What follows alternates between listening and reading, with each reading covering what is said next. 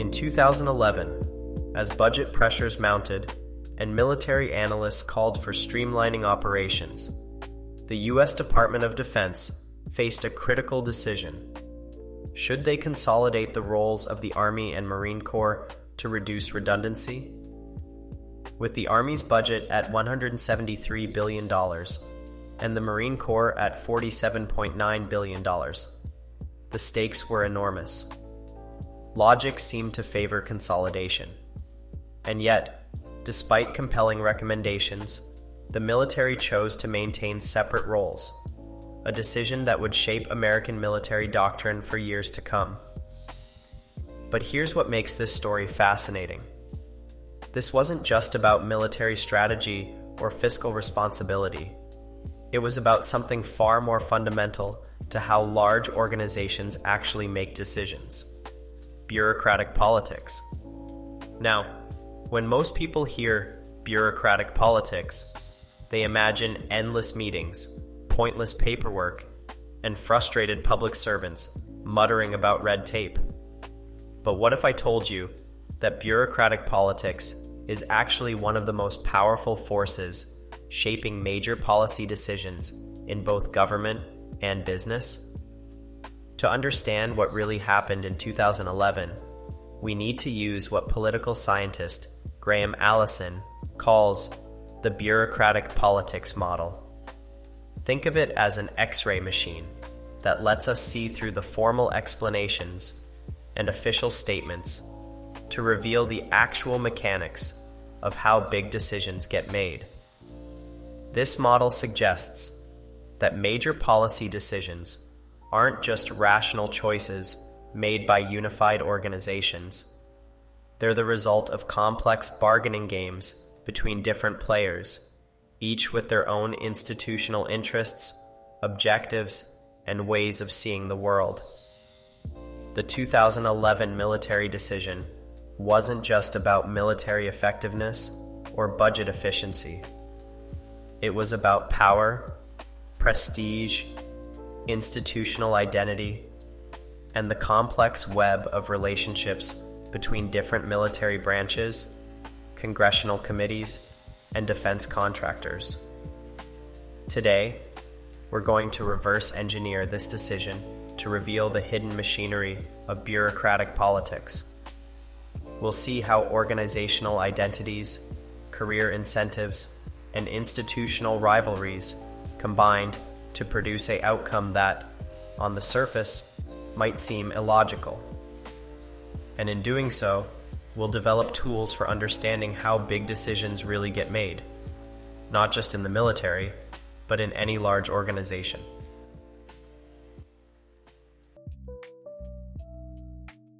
Let's look at what appeared on the surface of this 2011 decision.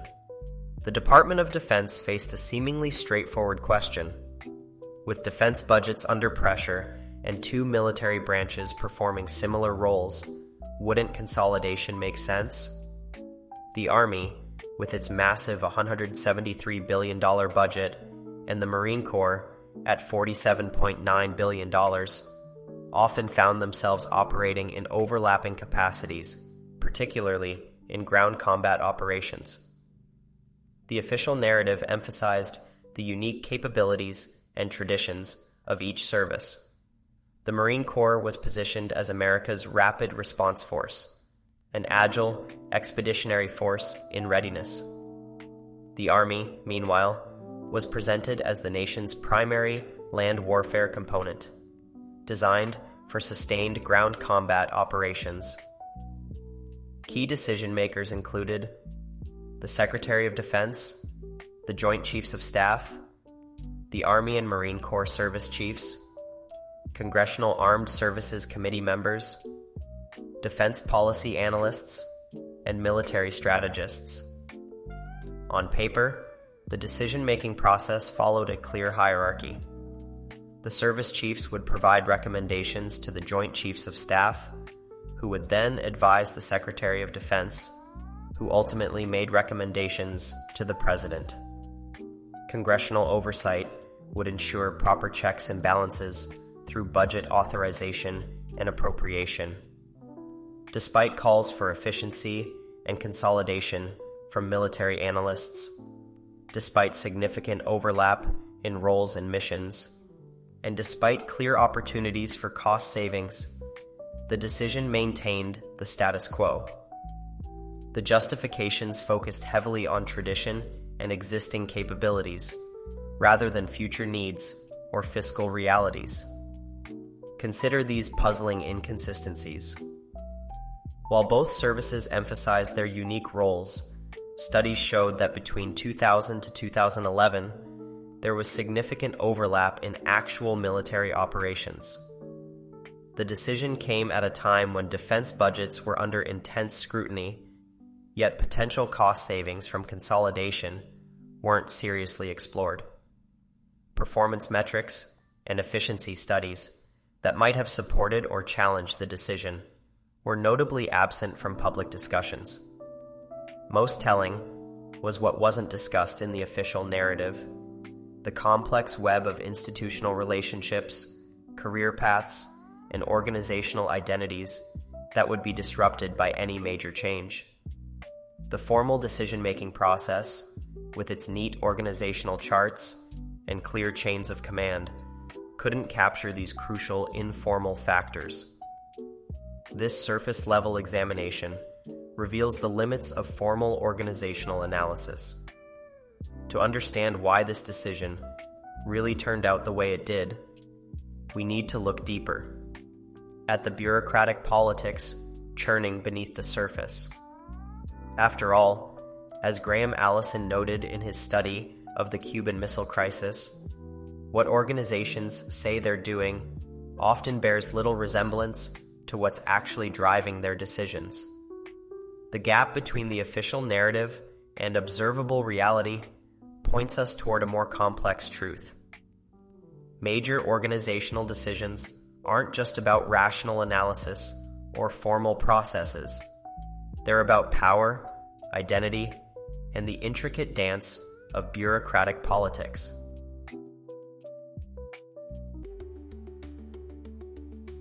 Let's peel back the first layer of this decision to examine something rarely discussed in official documents: raw organizational interests. Every bureaucracy has a powerful drive for self-preservation, and military organizations are no exception. The 2011 decision wasn't just about military effectiveness, it was about institutional survival. Consider first the Marine Corps' position. With a budget of $47.9 billion, less than a third of the Army's $173 billion, the Marines had every reason to fear consolidation. Their entire institutional identity was at stake.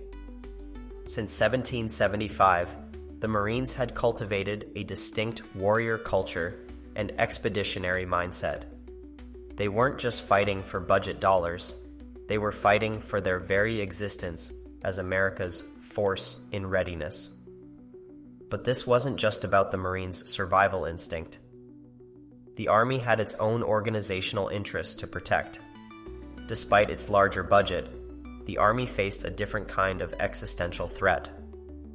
If certain roles were designated exclusively as Marine Corps responsibilities, the Army risked losing its claim to being America's primary ground combat force. In bureaucratic terms, this would mean a reduced mission scope, and in government, reduced scope inevitably leads to reduced budgets. The organizational dynamics went deeper than mere budget battles. Each service had built entire ecosystems around their current roles. Training facilities and programs tailored to their specific missions, career paths and promotion structures aligned with their organizational needs, relationships with defense contractors and congressional committees, distinct organizational cultures and traditions.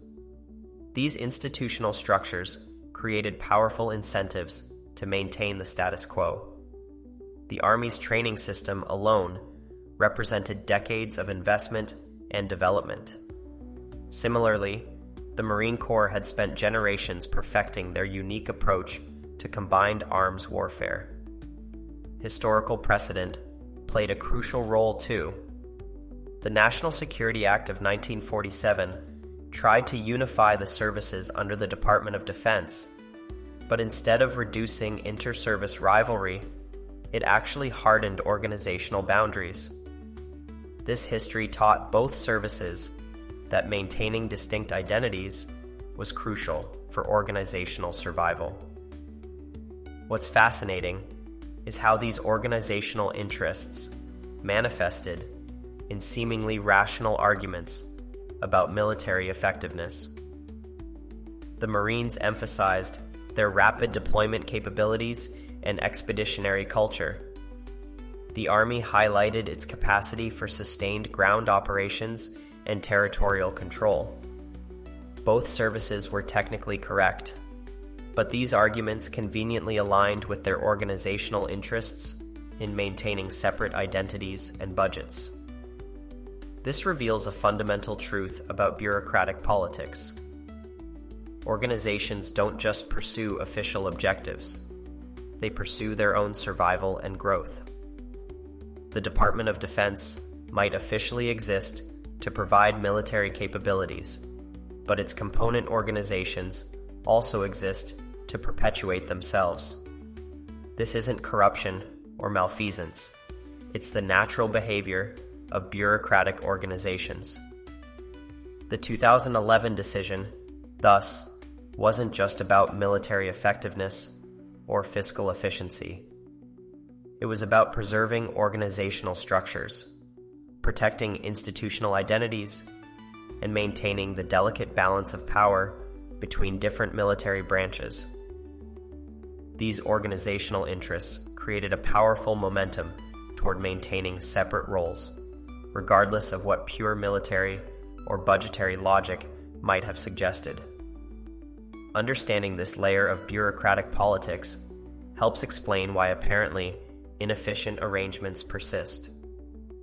Organizations will fight fiercely to maintain their autonomy, identity, and resources, even when rational analysis might suggest consolidation or reorganization. But this is just the first layer of our analysis. To fully understand the 2011 decision, we need to examine how individual careers and personal stakes shape the outcome.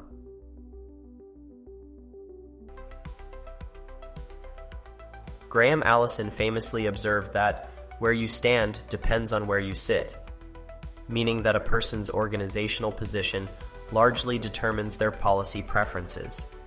But in the 2011 military decision, it wasn't just about where people sat, it was about where they hoped to sit next.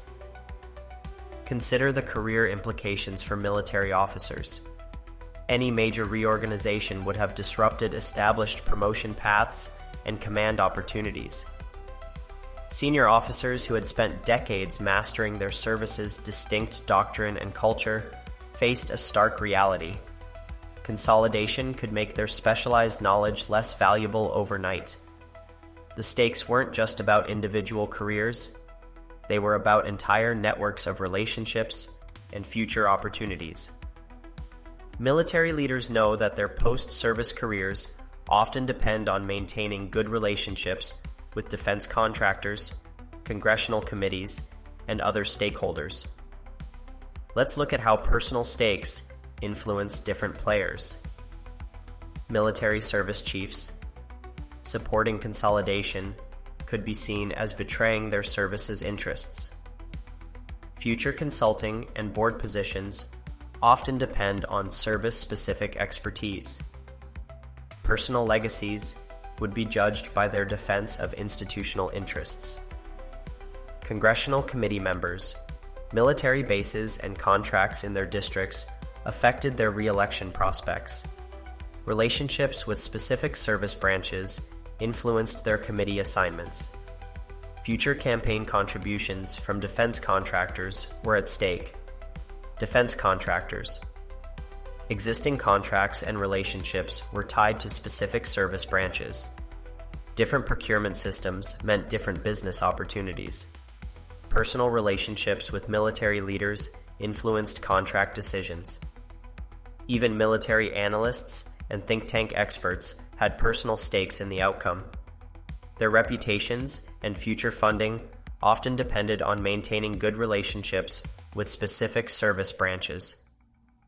Supporting consolidation could mean losing access to key information sources and career opportunities. This web of personal interests created what political scientists call iron triangles, stable relationships between congressional committees, military services, and defense contractors. These relationships weren't just institutional, they were deeply personal, built on years of interaction and mutual benefit. The impact of these personal stakes became clear in how the debate was framed.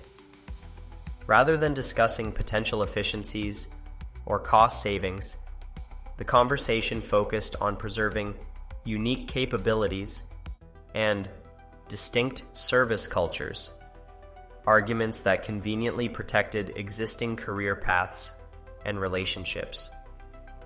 What's particularly fascinating is how these personal interests aligned across organizational boundaries.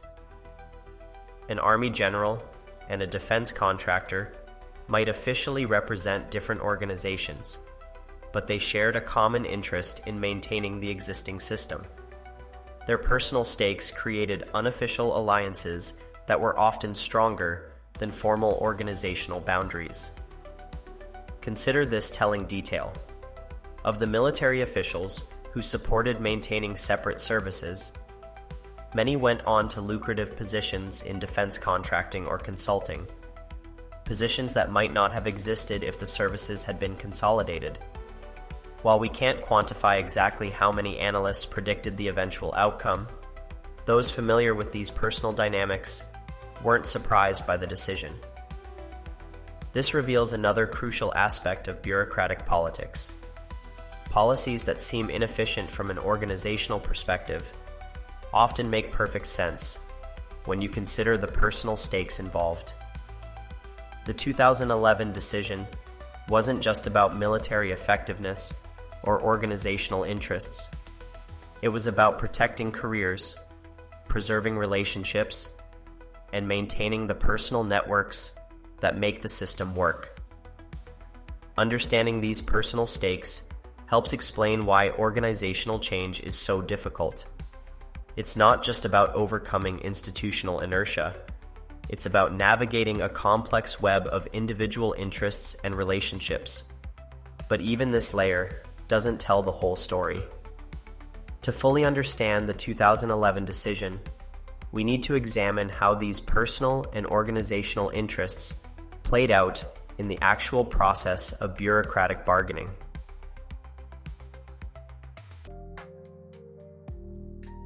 If you want to understand real power in bureaucracies, don't look at the organizational chart. Look at who controls the process. The 2011 military decision reveals how procedural power often matters more than formal authority in shaping outcomes. Think of bureaucratic procedures like the rules of a game. Those who know how to manipulate these rules, controlling the timing, sequencing, and flow of information, often determine the outcome before any formal decision is made. Military organizations are masters at managing what data gets seen and when. The Army and Marine Corps each controlled critical information about their operations, costs, and capabilities.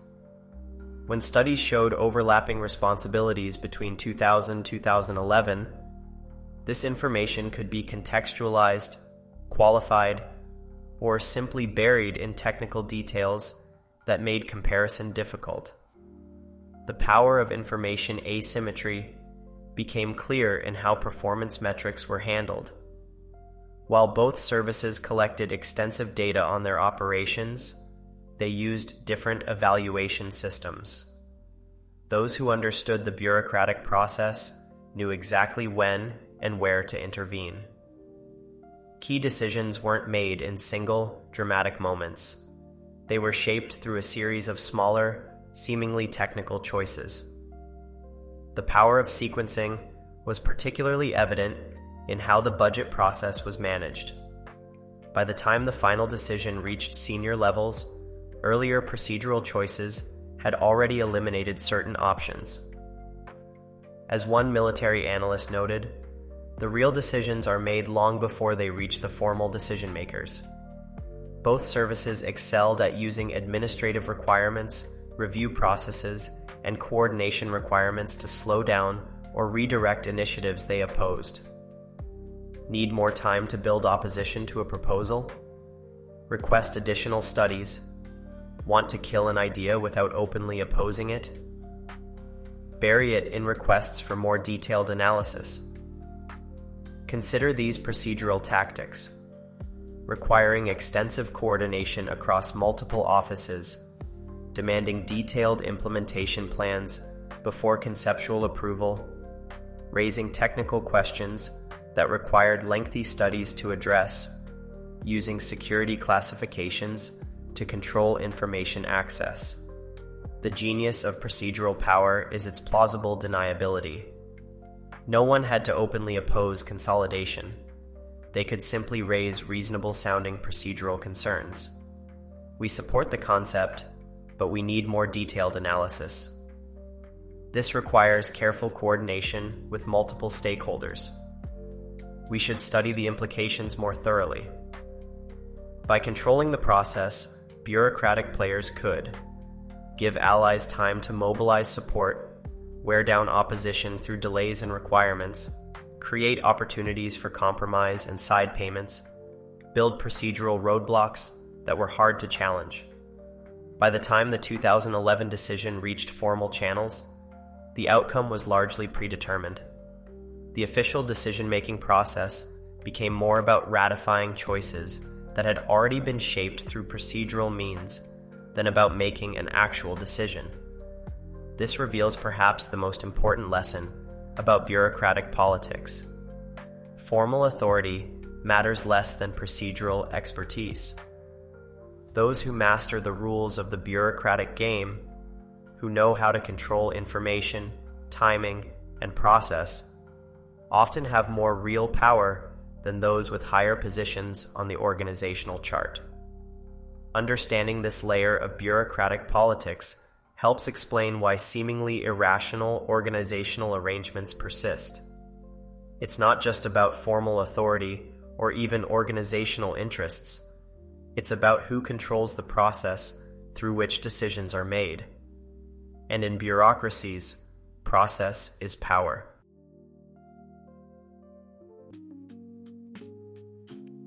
When we layer these three dimensions of bureaucratic politics, organizational interests, personal stakes, and procedural power, the 2011 military decision starts to make perfect sense. What initially looked like an irrational choice to maintain potentially redundant capabilities reveals itself as the predictable outcome of bureaucratic forces. Let's reassemble the picture. Organizational interests created the baseline resistance to change. The Marine Corps, with its $47.9 billion budget at stake, and the Army, with its $173 billion empire, both had powerful institutional reasons to maintain their autonomy. These weren't just abstract concerns. They were about preserving decades of investment in training systems, doctrine development, and organizational culture. Personal stakes reinforced these organizational boundaries. Military leaders, congressional committee members, and defense contractors all had career trajectories and relationships that depended on maintaining separate services.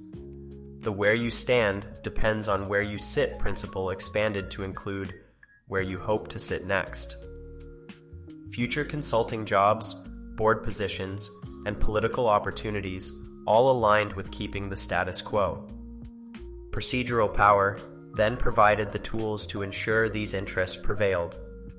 Through careful control of information, timing, and process, bureaucratic players could shape the decision-making environment. Different evaluation systems between services made direct comparisons difficult. Complex coordination requirements created opportunities for delay and modification. The process itself became a weapon in the bureaucratic arsenal.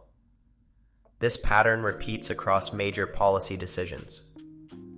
Whether you're looking at corporate mergers, government reorganizations, or international agreements, the same three layers of bureaucratic politics often determine outcomes. 1. Organizational survival instincts, budget protection, mission preservation, cultural identity, institutional autonomy. 2. Personal career trajectories, future job prospects, professional relationships, reputation and legacy, political alliances. 3. Procedural expertise, information control, process management, timing manipulation, coalition building. Want to predict the outcome of a major policy decision? Look for these signs. Are organizational identities at stake? Whose careers depend on the current system? Who controls the decision-making process? What procedural tools are available? The 2011 military decision wasn't an anomaly. It was bureaucratic politics working exactly as we should expect. The outcome wasn't determined by military effectiveness or budget efficiency. It was shaped by the interplay of organizational interests, personal stakes, and procedural power. This framework helps explain why some changes succeed while others fail. Successful reorganizations often work with these bureaucratic forces rather than against them. They protect core organizational identities, create new career opportunities, work through existing procedural channels, build coalitions across institutional boundaries. Understanding these dynamics doesn't make bureaucratic politics any less frustrating, but it does make it more predictable. Whether you're trying to change an organization or simply navigate one, success depends on understanding how these three layers interact. The next time you encounter a seemingly irrational organizational decision, remember the 2011 military case. Look beyond the formal explanations to examine which organizations have their survival at stake, whose careers and relationships are affected, who controls the crucial procedures. Because in bureaucratic politics, the most important action often happens behind the scenes, in the complex interplay between organizational interests, personal stakes, and procedural power. Master these dynamics, and you'll understand how big decisions really get made.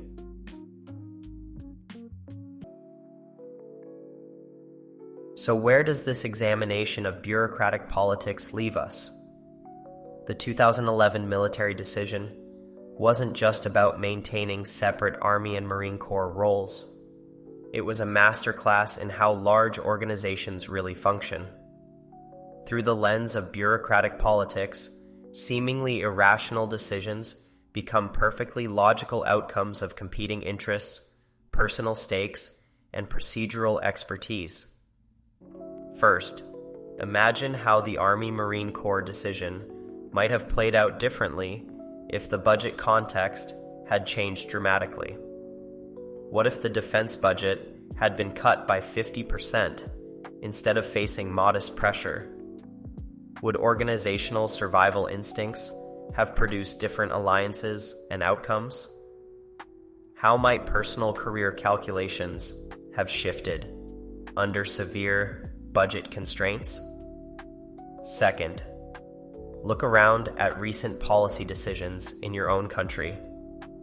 Can you spot similar bureaucratic political dynamics at work? Perhaps in healthcare reform, education policy, or environmental regulations. Try identifying the organizational interests, personal stakes, and procedural maneuvers that shaped these outcomes. Third, put yourself in the position of a reform-minded leader trying to change a large organization. What strategies could you use to overcome bureaucratic resistance? How might you align organizational interests, create new career incentives, and use procedural tools to support rather than block change? What would it take to build a coalition powerful enough to overcome entrenched bureaucratic interests? Finally, how does understanding bureaucratic politics change your view of government decision-making? Does it make you more cynical about the possibility of rational policy choices? Or does it give you practical tools for understanding and potentially influencing how decisions really get made? Consider these questions as you observe organizational decisions in your own life. Because whether you're dealing with government agencies, large corporations, or any complex organization, the dynamics of bureaucratic politics will always be at play. Understanding them might be the key to making change possible.